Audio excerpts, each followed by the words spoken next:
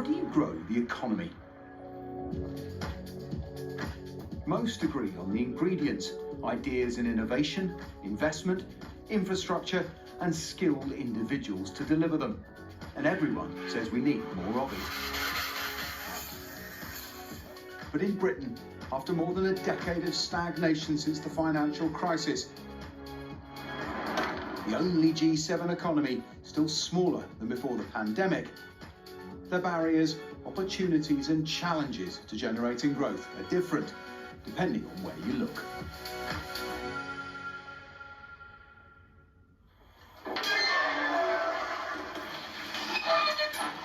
In the deep freeze could be the future of medicine. These are human cells grown to order in a lab outside Cambridge that's pushing the boundaries of biotech. Developing a platform for coding and creating human cells from scratch, with huge potential for research and treatment that could one day enable 3D printing of organs or restore the use of limbs to spinal injury victims. What BitBio has created is a process by which we can recreate every human cell type. BitBio is also a model for precisely the sort of growth the government says it wants. But with almost no available lab space in Cambridge, the UK's planning regime stands in the way. They put a new building up and, the space is snapped up immediately. It's extremely competitive. We had to pull a lot of strings in order to get to this incredible, beautiful site that we are here at Babraham. There's constraints when it comes to, of course, infrastructure and support of infrastructure, whether it's manufacturing. Elsewhere, you would get governments that pay for your manufacturing infrastructure. I don't believe that's very common in the UK.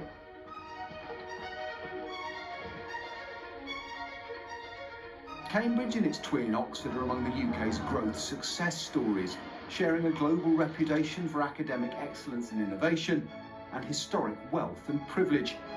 Making the most of these natural advantages should be an economic no-brainer.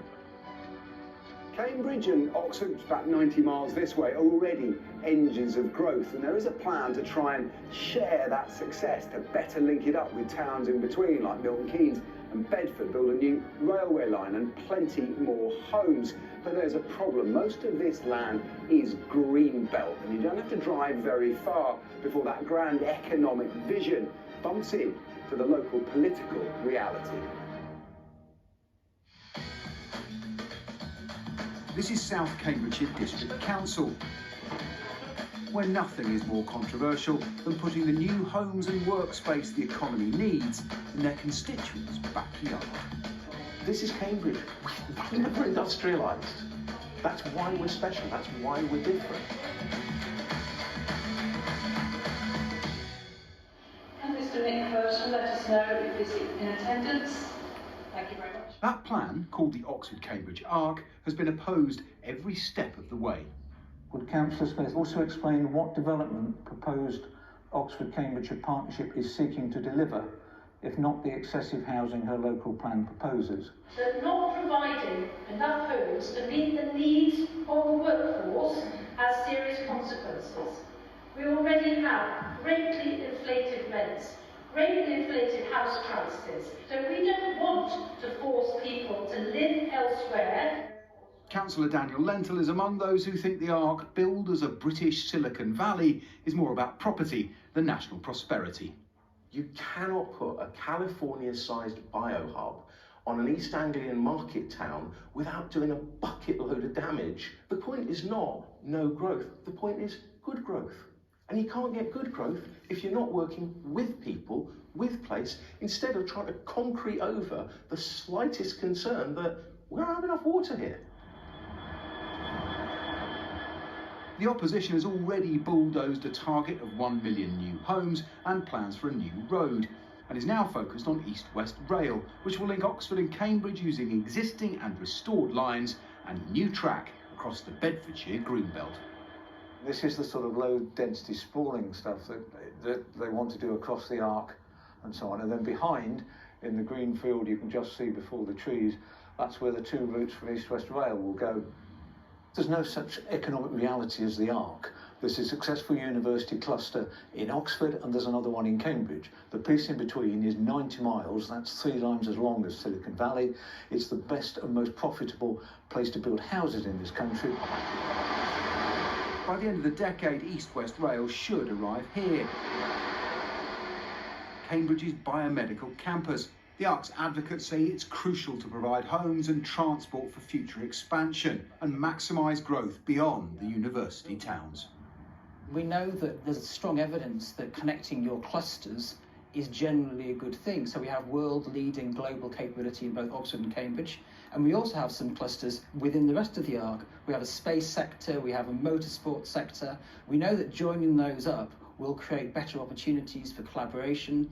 It provides a wider area from which to draw skills. Every job created in Oxford or Cambridge creates more jobs outside of the area as well.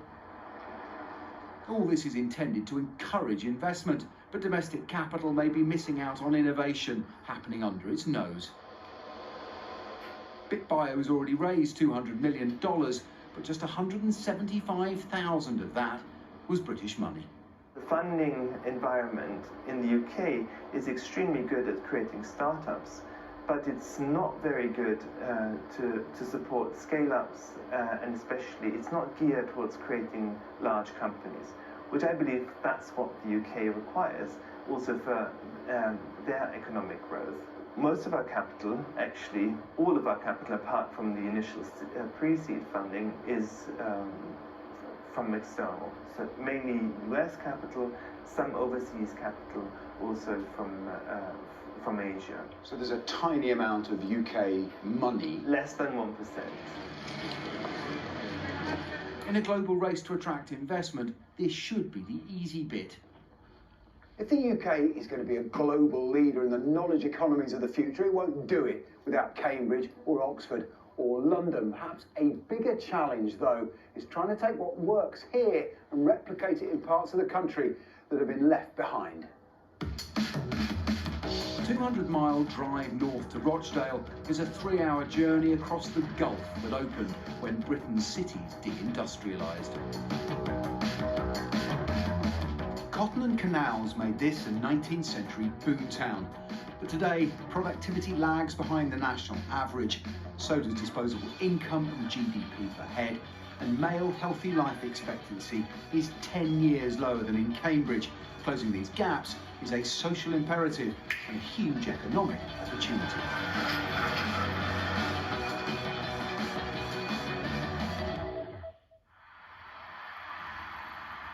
Places like this might be part of the answer. This is or will be Atom Valley, an industrial development to attract advanced manufacturing and material science back to Greater Manchester, backed by the Mayor, Andy Burnham. You look at Manchester city centre now, you look at the skyline, that tells a story about the potential of this place of ours. It's not too big a statement to say, you know, we could lead the reindustrialisation of the north of England as we move towards a net zero society. We led the way before. Why can't the north of England lead the way again? Businesses like CR Solutions are already doing highly specialised work, building bespoke robotic production lines for everything from medicines to aircraft. What they need most of all is people with the skills to help them grow. You struggle to recruit the people you need. Immensely, yeah. So much so that we decided to go with the more organic route and grow our own engineers through apprenticeships and degree apprenticeships. Because you could hire people right now, you would have the capacity to find them. Absolutely. Right? We could hire designers, fitters, we could hire a range of vocational and non-vocational skill sets, through mechanics, software, right through the whole gamut. Be on time, English and maths, yeah? We've got this call, haven't we? The production line for workers starts here. See you later. We've got some great employees, but it is warehousing and logistics. Julia Heap lived in Rochdale all her life. As principal of Hopwood Hall College, she wants to transform the town by developing the skilled workforce required to attract investors. We want to build relationships with employers at a really early point. We want to look at them, if they're coming new into the borough, look at what their skills needs will be, look at what the roles will be. They can come and talk to our students, come and talk to our staff, and we can shape a curriculum, shape the curriculum with them. Yeah, absolutely. 60% of the students at Hopwood Hall come from deprived postcodes. High-skilled, high-paid jobs could change that. And there's plenty of ambition. My main goal is to eventually learn how to weld and electronics as well, but to also have my own engineering firm. You know, growing up watching Formula 1, having that goal in being in the Formula industry. When I get really weird and artistic about it, it's almost like a sculptor sculpting their own creation. I've been looking around for apprenticeships closer to home, and it's like Manchester and stuff. So if they are closer to home, like Rochdale, it would be amazing. Take it anywhere really.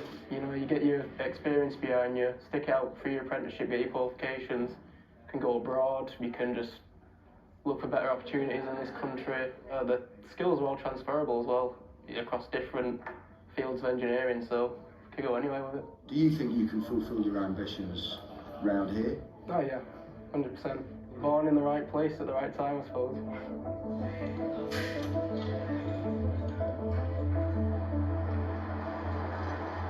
The traces of the industrial past, when the Northwest led the world, aren't hard to find. But the canals are a reminder that technology moves fast and economies need to keep up. There's no question the UK faces a chronic growth and productivity problem, but it is hugely uneven between London and the South East and everywhere else. And changing that really matters, not just to individual prosperity, but to the public finances and sustaining public services. There is huge potential to do more, but it needs the right incentives, the right support and political will. Britain hasn't got one growth problem, it's got several, and they need their own solutions. Our second cities need to realise their potential. A new devolution deal that covers the powers to create a London-style public transport system, the powers to create the UK's first integrated technical education system. Free us up is the message, I guess. Free us up. We can be more than we currently are. In a competitive global economy, business needs to know what investing here means. It's about stability and certainty. Is corporation tax going to go up for the next 10 years, or do you have a plan to bring it back down? And people, the UK's prize assets, need the tools and opportunities to thrive. I want more money in the budget for further education. You know, if we were funded fairly, we could invest in our staff in terms of training, retention. These are complex issues and tough choices. If fixing growth was easy, we'd have done it by now. But Britain can ill afford another generation of stagnation.